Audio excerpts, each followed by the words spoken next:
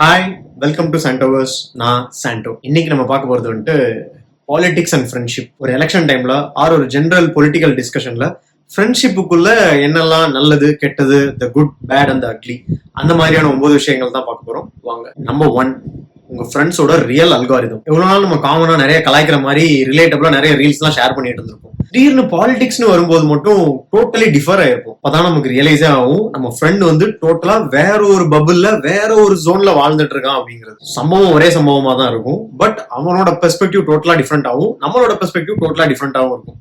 இதுல உண்மை பொய் யாரு ரைட்டு ராங்கன்றதெல்லாம் கிடையாது, பெர்ஸ்பெக்டிவ்ஸ் டிஃப்ரெண்டா இருக்கும், அவ்வளவுதான். இதுல நல்ல விஷயம் என்னன்னா, நீங்க ஓரளவுக்கு மெச்சூர்டா இருந்தீங்கன்னா ஓகே சைக்காலஜி இப்படிதான் ஒர்க் ஆகுது அப்படின்னு சொல்லிட்டு நீங்க அண்டர்ஸ்டாண்ட் ஆவீங்க. அண்ட் நம்மள மாதிரியே எல்லாரும் யோசிக்கணும்ன்ற அவசியம் இல்லை அப்படிங்கறத நீங்க கொஞ்சம் அக்செப்ட் பண்ண ஆரம்பிப்பீங்க. பட் நீங்க அதை கொஞ்சம் பக்குவமா ஹேண்டில் பண்ணல அப்படின்னா உங்க ஃப்ரெண்ட் நினைக்கிறது பண்றது எல்லாமே தப்பு தான் அப்படின்னு தோண ஆரம்பிச்சிடும். ஏன்னா நாம ரைட்டா இருக்கிறதுக்கு யாரோ ஒருத்தர் தப்பா இருக்கணும். Number 2, respect gap. ஃப்ரெண்ட்ஸுக்குள்ள என்னடா பெரிய மரியாதைலாம் அப்படின்ற மாதிரி நம்ம பேசிட்டு இருப்போம். இது அந்த மாதிரி ஃபார்மல் மரியாதை கிடையாது. நம்ம ஃப்ரெண்ட் மேல, அவனோட திங்கிங் மேல, அவனோட ஐடியாஸ் மேல நமக்கு ஒரு ஜென்ரல் ரெஸ்பெக்ட் இருக்கும். நல்லா யோசிக்கிறான் நம்ம ஃப்ரெண்டு, நல்லா டேலண்டடா இருக்கான் நம்ம ஃப்ரெண்ட் அப்படின்ற மாதிரி நம்ம யோசிச்சு வச்சிருப்போம். பட் ஆனா நம்மளோட ஐடியாலஜில இருந்தோ இல்ல நம்ம கூட இருந்து கொஞ்சம் டிஃபர் ஆகும் போது நமக்கு டக்குன்னு என்ன தோண ஆரம்பிச்சோம்னா, ஏன்னா இவனை என்னென்னமோ எல்லாம் யோசிச்சோம், இவன் போய் இப்படி யோசிக்கிறானே அப்படின்ற மாதிரி அந்த ஒரு கேப் வர ஆரம்பிச்சிடும். நல்ல விஷயம் என்னன்னா, இங்கதான் ஓகே அவனுக்கும் ஒரு பர்சனல் ஒப்பீனியன் இருக்கு, அவனோட வே ஆஃப் திங்கிங்ல அவன் இந்த மாதிரி யோசிக்கிறான் அப்படின்றதே நம்ம யோசிக்க ஆரம்பிப்போம். அண்ட் நமக்கு அவனோட ஒப்பீனியன் தான் பிடிக்கலையே தவிர அவனையே பிடிக்காம இருக்கணும்ன்றதெல்லாம் அவசியமே கிடையாது. இது ஃப்ரெண்ட்ஷிப் மட்டும் இல்ல, ஜென்ரலாவே இது எல்லாரும் ஃபாலோ பண்ணா நல்லா இருக்கும்னு நினைக்கிறேன். ஒருத்தவங்களோட ஒப்பீனியனை ஹேட் பண்ணலாம், பட் அந்த பர்சனையும் ஹேட் பண்ணணும்ன்றது அவசியம் கிடையாது. Number 3, performance mood. சில ஃப்ரெண்ட்ஸ் எல்லாம் ஜென்ரலா நார்மலா தான் இருப்பாங்க, பட் இந்த டிபேட் டிஸ்கஷன் அப்படின்னு வரும்போது அவங்களுக்கு வின் பண்ணணும்ன்றலாம் கிடையாது, அவங்களுக்கு அந்த டிபேட் பண்றது ரொம்ப பிடிச்சிருக்கும். அதனாலே ஒரு பெர்ஃபார்மன்ஸை போட ஆரம்பிச்சிருவாங்க. நிறைய டேட்டா பாயிண்ட்ஸ், ஃபேக்ட்ஸ் அது இதுன்னு வச்சு டிபேட் பண்ணிட்டே இருப்பாங்க. அவங்க சொல்றதெல்லாம் கரெக்டா தான் இருக்கும். அண்ட் ஒரு பாயிண்ட்ல ஆப்போசிட்ல பேசுறவங்க மட்டும் ஆமாண்டா நீ சொல்றது கரெக்ட் தானே நாங்க ஒத்துக்கிறோம்னு சொன்னாலும் அவன் நிப்பாட்டி இருக்க மாட்டான். ஏன்னா அவனுக்கு வந்து அந்த ஆர்குமெண்ட் எண்ட் ஆக வேணாம், அவனுக்கு அந்த டிபேட் போய்கிட்டே இருக்கணும். ஏன்னா அவன் அதை தான் என்ஜாய் பண்றான். சோ ஃப்ரெண்ட்ஸ் குரூப்ல என்ன ஆயிடும்னா, ரைட்டர் இவன் டிஸ்கஷன் பண்றது இதுக்கு மேல யூஸ் இல்ல, அவனை அப்படியே போட்டுறலாம் அப்படின்னு ஆரம்பிச்சிடும். ஏன்னா அவன் டாபிக்கு டிஸ்கஸ் பண்ணல, அவன் ஒரு பெரிய டைகர் ஃபயர்னு காமிக்கிறதுக்காக டிஸ்கஸ் பண்ணிட்டு இருக்கான்னு தோண ஆரம்பிச்சிடும். நம்பர் 4, இது வந்துட்டு ரீசெண்டா பாலிடிக்ஸ்குள்ள என்டர் ஆன யாரோ ஒரு ஃப்ரெண்டா இருக்கலாம், அல்லது ரீசெண்டா கட்சி மாறின ஒரு ஃப்ரெண்டா இருக்கலாம். இவங்க ஆனா நிஜமாலுமே அந்த கட்சிக்கு கொடுப்பானுங்க பாரு ஒரு முட்டு. எவ்வளவு நாள் தப்பா இருந்ததெல்லாம் ரைட் ஆயிரும், ரைட்டா இருந்ததெல்லாம் தப்பாயிரும், அவங்களுக்கு ஃபேவரபிளா மாத்திக்குவாங்க.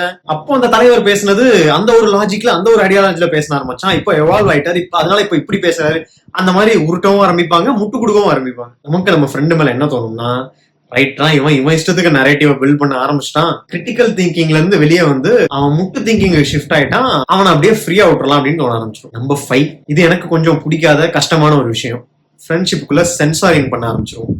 அதாவது ஒரு ஃப்ரெண்ட்ட பேசும்போதே யோசிச்சு பேச ஆரம்பிச்சிடும். இவன்ட்ட இது சொல்லலாமா, சொன்னா என்ன நினைச்சுக்குவான், அந்த மாதிரி கேப்லாம் டெஃபினட்டா வரும் பாலிடிக்ஸை டிஸ்கஸ் பண்ணும்போது. ஃப்ரெண்ட்ஷிப்புக்குள்ள அந்த பாண்ட் எல்லாம் அப்படியே தான் இருக்கும், பட் ஆனா ஒரு சின்ன ஃபில்டர் போட்ட மாதிரி ஒரு கேப் இருக்கும். பட் அந்த மாதிரி இல்லாம பங்கமா மாறி மாறி ஆப்போசிஷன்ஸை கலாய்ச்சிக்கிற ஃப்ரெண்ட் குரூப்னா நிஜமாவே சூப்பர் தான். நம்பர் 6, இந்த சென்சார்ஷிப்னாலே என்ன ஆயிடும்னா, டைமிங் காமெடி எல்லாம் நிறைய மிஸ் ஆயிடும். ஐயோ இப்ப இவன் ஏதாவது கலாய்ச்சா கோச்சுக்குவானோ, ஆர் இதுக்கு முன்னாடி ரொம்ப ஜோக்கா இருந்தது இப்ப ஜோக்கா இருக்காது, ரொம்ப சீரியஸா மாறிடும். மேபி அந்த 2 ஃப்ரெண்ட்ஸும் சிஎஸ்கே ஃபேன்ஸா இருக்கலாம், அவங்க 2 பேரும் சேர்ந்து மும்பையோ ஆர்சிபியோ கலாய்க்கும் போது பயங்கரமா என்ஜாய் பண்ணிருப்பாங்க. பட் பாலிடிக்ஸ்னு வரும்போது அவங்க 2 பேரும் வேற வேற பார்ட்டி சப்போர்ட்டர்ஸா இருப்பாங்க. அந்த டைம்ல அதே டோன்ல கலாய்க்கும் போது அது மிகப்பெரிய சண்டே ஆகவும் சான்ஸ் இருக்கும். சோ நிறைய டிஸ்கிளைமர்ஸ் எல்லாம் போட்டு அந்த காமெடியோ பாயிண்டோ நம்ம ஃப்ரெண்டு கிட்டே சொல்ற ஒரு சிச்சுவேஷன் வரும். மச்சான் இதை இந்த பாயிண்ட்டுக்காக சொல்றேன்டா, உன்னை அஃபண்ட் பண்ணணும்ன்றது கிடையாது, உன்னை டார்கெட் பண்ணணும்ன்றது கிடையாது, இந்த பாயிண்ட்டுக்காக நான் இந்த பாயிண்ட்டை வைக்கிறேன் அப்படின்ட்டு ரொம்ப ஒரு எக்ஸ்பிளனேஷனோட பேசுற மாதிரி ஆயிடும். நம்பர் 7, இதுவும் கொஞ்சம் வித்தியாசமான பிஹேவியர். பாலிடிக்ஸ்னு வரும்போது ஆடியன்ஸை பேஸ் பண்ணி பேச ஆரம்பிச்சிடும். அதாவது தனியா 2 ஃப்ரெண்ட்ஸ் மட்டும் டிஸ்கஸ் பண்ணும்போது ஒரு மாதிரி பேசிட்டு இருப்போம், குரூப்பா நிறைய பேர் டிஸ்கஸ் பண்ணும்போது வேற மாதிரி பேசிட்டு இருப்போம். ஏன்னா அந்த ஃப்ரெண்டுக்கு ஒரு பப்ளிக் இமேஜ் தான் ரொம்ப இம்பார்ட்டன்டா இருக்கும், அவனோட ஒரிஜினல் ஒப்பீனியனை விட. வெளியே இருந்து பாக்குறவங்களுக்கு அடப்பா இப்படி பங்கமா பண்றியாடா அப்படின்னு தோணும். Number 7, emotional triggers. நான் நிறைய டைப் ஆஃப் ஃப்ரெண்ட்ஸ் குரூப்ல இருந்திருக்கேன், பட் இந்த எமோஷனல் ட்ரிகர் வந்துட்டு எனக்கு எல்லா குரூப்லயும் ரொம்ப டிஃபரெண்டா இருந்திருக்கு. என்னோட ஸ்கூல் ஃப்ரெண்ட் குரூப் எப்படி இருக்கும்னா, பயங்கரமா கெட்ட வார்த்தை பேசிக்கிட்டு அந்த மாதிரி இருக்கும். என்னோட ஊர் ஃப்ரெண்ட் குரூப் அதை விட டோட்டலி டிஃபரெண்டா இருக்கும். என்னோட காலேஜ் ஃப்ரெண்ட் குரூப் வந்து அங்க கெட்ட வார்த்தை யூஸ் பண்ணா அது ரொம்ப வியர்டா இருக்கும். ஒரு ஃப்ரெண்ட் குரூப்ல நம்மளோட ரேஸ், காஸ்ட், ரிலிஜியன் எல்லாம் வச்சு கலாய்ச்சாலும் பெருசா யாரும் ட்ரிகர் ஆக மாட்டாங்க.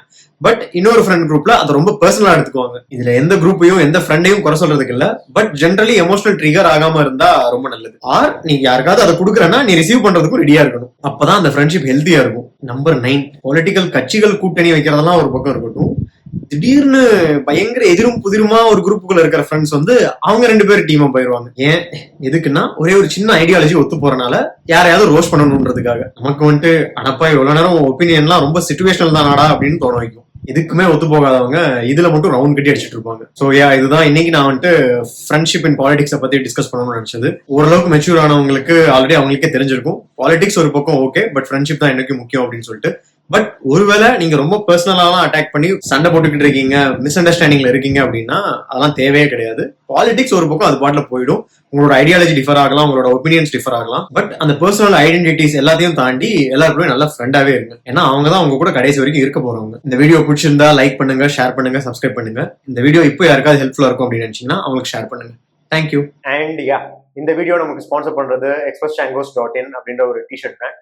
இவங்கள்ட்ட சூப்பர் ரிலேட்டட் ஃபன்னியான டிஷர்ட்ஸ் நிறைய இருக்கும். அண்ட் நிறைய தமிழ் டிஷர்ட்ஸ், ரொம்ப யூனிக்கான தமிழ் டிஷர்ட்ஸ், எங்கேயும் கிடைக்காத டிஷர்ட்ஸ் இவங்கள்ட்ட நிறைய இருக்கும். நீங்க என்ன ஒரு வே ஆஃப் எக்ஸ்பிரஷன் பண்ணணும்னு நினைச்சீங்கன்னாலும், எந்த ஒரு ஸ்டேட் ஆஃப் எக்ஸ்பிரஷன் பண்ணணும்னு நினைச்சீங்கன்னாலும் இவங்கள்ட்ட அதுக்கேற்ற ஒரு டிஷர்ட் டெஃபினட்டா இருக்கும். ஜஸ்ட் ப்ரௌஸ் பண்ணி பாருங்க. நீங்க சாண்டோவர்ஸ் அப்படின்ற கோட் யூஸ் பண்ணீங்கன்னா உங்களுக்கு எக்ஸ்ட்ரா டிஸ்கவுண்ட்ஸ்லாம் கிடைக்கும். ப்ரௌஸ் பண்ணி கோட் யூஸ் பண்ணி சூப்பரா டிஷர்ட்ஸ் வாங்கிக்கோங்க. தேங்க்யூ.